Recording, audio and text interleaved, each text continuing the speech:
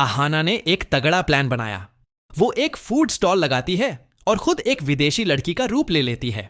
सोचो कैसे?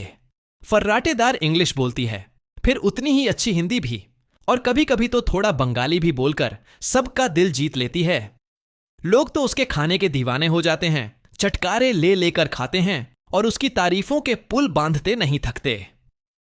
सबसे मजेदार बात तो यह है कि घर के कुछ लोग तो जानते हैं कि ये कोई और नहीं, अपनी अहाना ही है। दुर्गा देवी और उसकी तीनों बहुएं, अहाना की तीनों भाभियां, तो ये सब देखकर मन ही मन खूब खुश हो रही होती हैं। उन्हें लगता है कि चलो अहाना अपना रास्ता खुद बना रही है। लेकिन बेचारे कुछ घर वाले, जैसे पीसी माँ और छोटी चाची, उन्हें क्या पता कि ये विदेशी मेम कौन है।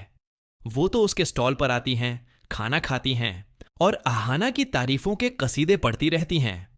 अरे वाह, कितनी अच्छी लड़की है, कितना बढ़िया खाना बनाती है, कितनी अच्छी बातें करती है। उन्हें क्या खबर कि ये कोई और नहीं, अपने घर की बहू ही है जो सबको बेवकूफ बना रही है, अच्छे मकसद के लिए। तुकून भैया और कुछ दूसरे लोग भी अहाना का पूरा साथ देते हैं। फिर आता है वो पल जब अहाना अपना कंपटीशन जीत जाती है। सब घरवाले हैरान रह जाते हैं कि ये विदेशी लड़की इतनी टैलेंटेड है। लेकिन अहाना भी शातिर है, वो अपना भेद खुलने नहीं देती। पर कहते हैं ना, चोरी पकड़ी तो जाती ही है, और इस बार पकड़ने वाला कोई और नहीं, अर्जुन होता है। एक दिन वो अहाना को पैसे गिनते हुए देख लेता है और बस उसकी नजर पड़ती है अहाना के हाथ पर बने एक निशान पर, और उसे याद आता है कि ऐसा ही निशान तो उस विदेशी लड़की के हाथ पर भी था। बस फिर क्या था? अर्जुन को पूरा माजरा समझ आ जाता है कि अहाना ने एक बार फिर घर वालों को मूर्ख बनाया है। अहाना ने इस बार खूब पैसे कमाए होते हैं, जिसे देखकर दुर्गा देवी और उसकी तीनों भाभियां तो खुशी से झूम उठती हैं। उन्हें अपनी अहाना पर बहुत गर्व होता है। लेकिन अर्जुन को जब यह पता चलता है तो वो आग बबूला हो जाता है।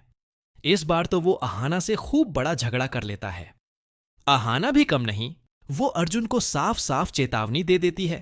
कहती है, तुम मेरे सामने इतने फट्टू, डरपोक और बेवकूफ बनने की कोशिश मत करना।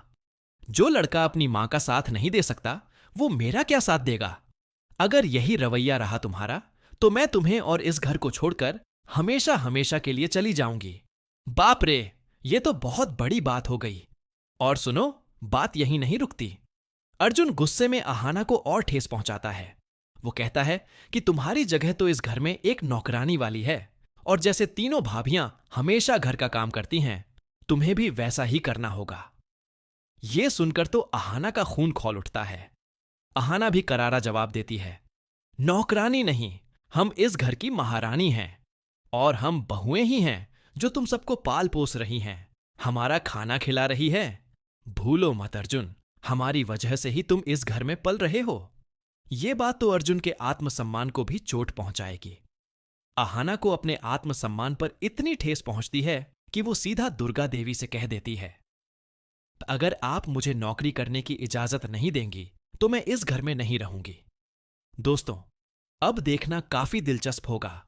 एक तरफ पीसी मां और छोटी चाची के मुंह पर तमाचा लगने वाला है जब उन्हें अहाना की सच्चाई पता चलेगी, और अहाना अपने सपने पूरे करने के लिए नौकरी भी करने जाएगी। साथ ही अर्जुन को भी अपनी गलती का एहसास होगा और उसे समझ आएगा कि उसने अहाना को कितना गलत समझा। तो क्या आप भी अहाना के इस दमदार फैसले से खुश हैं और उसे आगे बढ़ते हुए देखना चाहते हैं? अगर हां, तो कमेंट सेक्शन में जरूर बताइएगा। क्या कमाल की कहानी है।